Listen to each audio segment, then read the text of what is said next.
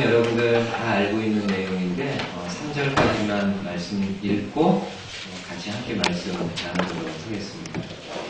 마태복음 2장 1절에서 3절 영어로도 같이 있으니까는요 우리 자녀들도 부모님들과 함께 좀 읽도록 하겠습니다. 함께 읽습니다.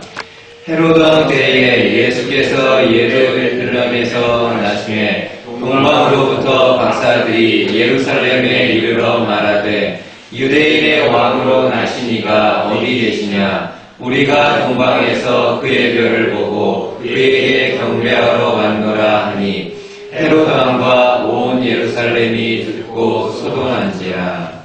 아멘. 오늘도 함께 읽은 이 성탄 말씀 가지고 함께 말씀 나누도록 하겠습니다.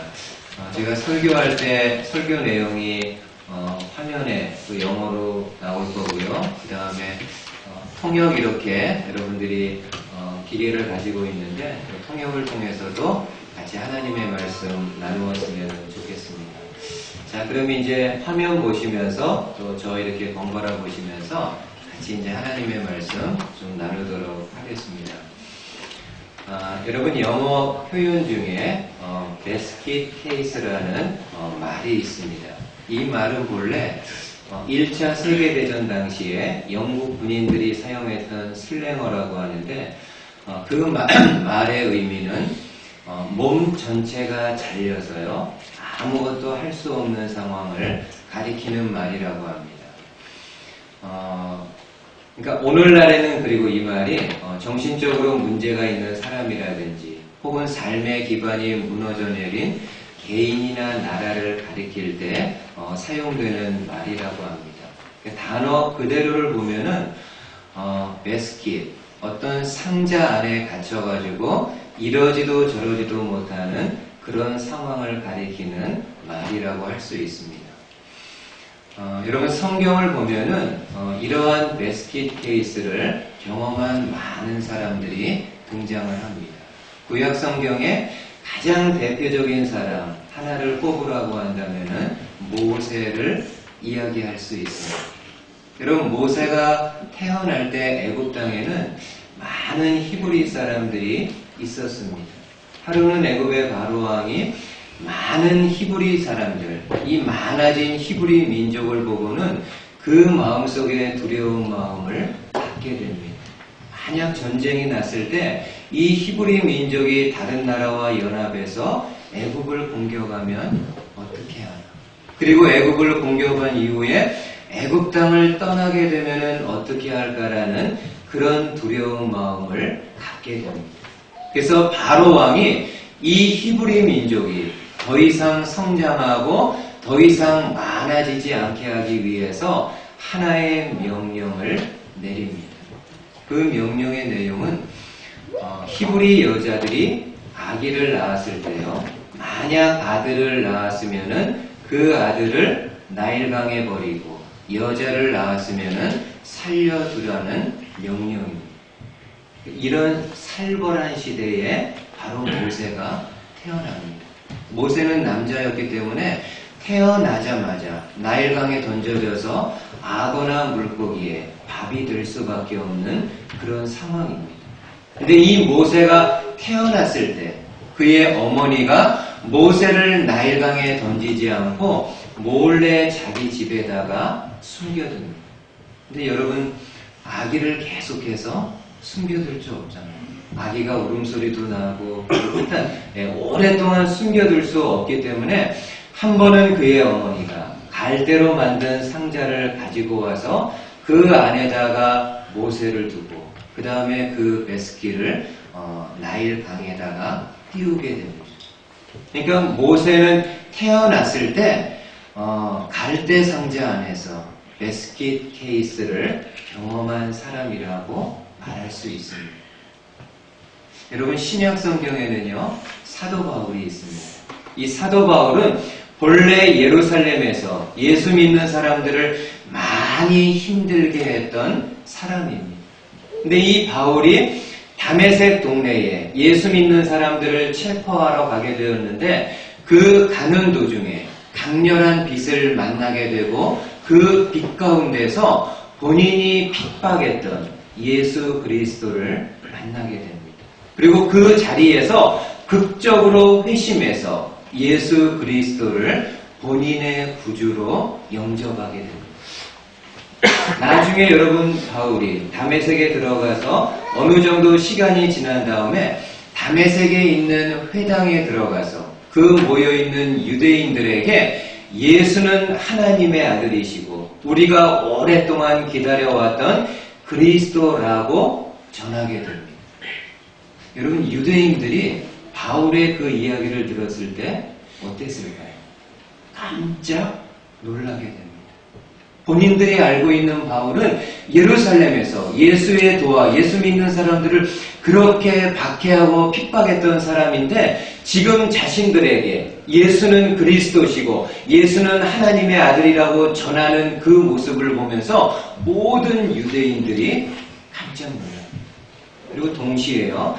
한순간에 이 유대교를 배신한 바울에 대해서 큰 분노의 마음을 갖게 됩니다. 결국에는 유대인들이 이 바울을 죽이려는 그런 마음까지도 갖게 됩니다. 그 당시 상황을요, 사도행전에서 이렇게 말씀해 줍니다. 한번 보십시오. 영어로 되어 있고 또 한글로 한번 지금 들어보십시오. 여러 날이 지나매 유대인들이 사울 죽이기를 공모하더니 그 계교가 사울에게 알려지니라. 그들이 그를 죽이려고 밤낮으로 성문까지 지키거늘 그의 제자들이 밤에 사울을 광주리 메스킷에 담아 성벽에서 달아내립니다. 여러분 분노한 유대인들은 이 배신자 바울을 죽이기로 공모하고 바울이 이 다메섹 성에서 빠져나가지 못하도록 밤낮으로 불철주야 그 성을 지켰다라고 이야기합니다. 어찌 보면 지금 바울은요, 그 다메섹 성이라는 메스킷 안에서 꼼짝 발사할 수 없는 그런 상황입니다. 근데 바울이 그 다메섹 성에서 어떻게 빠져나오게 됩니까? 오늘 여기 말씀해 보니까는 밤에 바울을 따르는 제자들이 하나의 광주리를 마련해서 그 광주리에 바울을 태워서 성 밖으로 내려서 달렸다라고 그렇게 이야기를 합니다. 그러니까 그날 밤 바울은요, 인간적으로 메스킷 케이스를 경험한 사람이라고 말할 수 있습니다. 여러분, 우리 예수님도 마찬가지입니다. 여러분, 오늘 그 말씀에 보면은 예수님이 태어났을 때요, 동방에서 박사들이 하늘에 떠 있는 별을 보고 예루살렘 성으로 오게 됩니다. 그리고 그 당시 유대인의 왕이었던 헤롯을 만나게 됩니다. 그리고 왕에게 이야기하죠. 우리가 예루살렘에 온 거는 유대인의 왕으로 태어나신 아기를 만나기 위해서라. 여러분 지금 유대인의 왕이 누구인가요? 헤롯입니다. 본인이 유대인의 왕으로 나라를 다스리고 있는데 다시금 유대인의 왕으로 오신 아기가 있다라는 그러한 이야기를 들었을 때 이 헤롯의 마음속에 많은 생각이 일어납니다. 그러나 이 헤롯은 그 동방박사들에게 뭐라고 말하나요?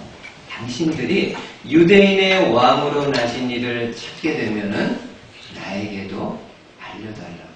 왜냐하면은 나도 가서 그에게 경배하고 싶다라고 이야기합니다. 근데 여러분, 이거는요, 헤롯의 본심이 아니죠. 헤롯의 본 마음은 무엇입니까? 유대인의 왕으로 나신 아기를 찾으면은 그 자리에서 바로 죽이기 위함입니다. 동방 박사들이 나와가지고 별을 통해서 아기 예수님을 만나게 되고 본인들이 가지고 왔던 예물을 아기 예수에게 드린 다음에 꿈속에 하나님의 사자로부터 헤롯 왕에게 돌아가지 말고 그냥 너희들의 고국으로 돌아가라는 그런 하나님의 메시지를 듣게 됩니다. 그래서 동방의 박사들이 헤롯 왕에게 다시 가지 않고 몰래 본인의 나라로 갑니다. 나중에 헤롯 왕이 이 사실을 알게 됩니다. 그리고 화가 머리끝까지 나가지고요, 신하들에게 이런 명령을 내리게 됩니다. 한번 여러분 마태복음 2장 16절 한번 좀 보십시오. 이에 헤롯이 박사들에게 속은 줄 알고 심히 노하여 사람을 보내어 베들레헴과 그 모든 지경 안에 있는 산의 아이를 박사들에게 자세히 알아본 그때를 기준하여 2살부터 그 아래로 다 죽이니. 여러분, 헤롯이 내린 명령이 무엇입니까? 아기 예수를 죽이기 위해, 유대인의 왕으로 오신 아기 예수를 죽이기 위해 베들레헴과 그 지경 근처에 있는 모든 아이들 중에서 2살 미만의 아기들을 다 죽이라는 명령을 내리게 됩니다. 어떻게 보면 예수님도 꼼짝없이 죽을 수밖에 없는 그런 상황입니다. 그리고 실제로 여러분, 유대인 역사가 요세푸스의 기록에 의하면은 그 당시 헤롯의 명령으로 인해서 약 14,000명의 무고한 아기들이 생명을 잃어버렸다라고 이야기합니다. 이처럼 우리 예수님이 태어날 때도 예수님에게도 베스킷 케이스가 있었음을 알 수가 있습니다. 그러면은 오늘 저와 여러분들은 어떻습니까? 이런 베스킷 케이스 전혀 없나요? 그렇지 않습니다. 저와 여러분들도 살아가면서 이런저런 베스킷 케이스를 경험합니다. 정말 이러지도 못하고 저러지도 못하는 그런 상황에 처할 수 있습니다. 사방이 다 이렇게 막혀가지고 어디를 보더라도 빠져나갈 구멍이 없는, 정말 꼼짝달싹할 수 없는 그런 상황에 처할 때도 있습니다. 어떤 성도들은 갑작스런 질병을 통해서, 어떤 성도들은 경제적인 어려움을 통해서, 어떤 성도들은 가족들 때문에, 어떤 성도들은 내가 일하고 있는 직장이나 내가 일하고 있는 삶의 터전의 불안함으로 인해 가지고 정말 이러지도 저러지도 못하는 그런 베스킷 케이스에 처할 수 있습니다. 절망할 수밖에 없죠. 근데 성도 여러분, 하나님은 성도인 저와 여러분들에게요, 예수 그리스도의 이름을 주셨습니다. 예수 그리스도를 우리에게 주셨습니다. 여러분, 예수님이 어떤 분이신가요? 조금 전에 말씀드린 것처럼 태어날 때부터 베스킷 케이스를 경험하신 분이고 3년 동안 공생에 활동하시면서 사람들로부터 많은 어려움, 그 생명을 잃어버릴 수도 있는 많은 어려움을 경험하신 그런 분이십니다. 그런 분이시기 때문에 저와 여러분들이 어떤 베스킷 케이스에 처할 때 가장 우리의 마음을 잘 헤아리실 수 있는 그런 분이십니다. 그리고 결국 예수님은 어떻게 되셨나요? 세상 모든 사람들의 죄를 대신해서 죄 없으신 예수님이 십자가에서 대신 죽으셨습니다. 근데 그것으로 다 끝났나요? 아니요. 하나님은 이 예수님을 죽음 가운데서 다시금 부활시키셔서 다시금 살아나게 하셔서 저와 여러분들에게 소망과 승리의 소식을 안겨주셨습니다. 그래서 여러분, 고린도전서에서요 이렇게 말씀합니다. 마지막으로 한번 들어보세요. 우리 주 예수 그리스도로 말미암아 우리에게 승리를 주시는 하나님께 감사하노니. 우리 주 예수 그리스도로 말미암아 우리에게 승리를 주시는 하나님께 감사하노니. 여러분, 지금 사도 바울은 하나님은 우리에게 실패와 절망과 좌절이 아니라 승리를 주시는 분인데, 그냥 주시는 것이 아니라 예수 그리스도를 통해서, 예수 그리스도의 이름을 통해서 우리에게 승리를 주시는 분이라고 말씀합니다. 저와 여러분들이 살다가 어떤 베스킷 케이스에 처할 수 있습니다. 그때 우리는요, 예수님의 이름을 의지해서, 예수님을 의지해서 하나님의 은혜의 보좌 앞에 나아가 하나님의 도우심을 구할 수 있습니다. 하나님, 제 상황이 지금 이렇습니다. 정말 상자 안에 갇힌 것처럼 꼼짝 달싹할 수 없는 상황. 인간적으로 불가능해 보이고 인간적으로 헤어나올 수 없는 것처럼 보이는 그런 상황입니다. 그럼에도 그리스도 예수의 이름을 의지해서 하나님의 돕는 은혜를 구합니다. 라고 구하며 나아갈 때 하나님은 우리에게 돕는 은혜를 허락해 주실 것을 약속하셨습니다. 오늘은 성도 여러분, 바로 이 예수님이 우리에게 승리와 소망을 안겨주신 그 예수님이 오신 날입니다. 다른 어느 때보다도 우리에게 소망과 승리를 주신 이 예수님을 감사함으로 축하하고 또 오늘 예배를 통해서 내 나머지 여생 동안 얼마 살지는 모르겠지만 내 나머지 여생 동안 하나님이 나에게 주신 귀한 선물인 예수 그리스도와 함께 동행하며 살 것을 함께 다짐하고 또 함께 결심할 수 있는 그런 시간 되실 수 있기를 주님의 말씀으로 축복을 드리겠습니다. 아멘.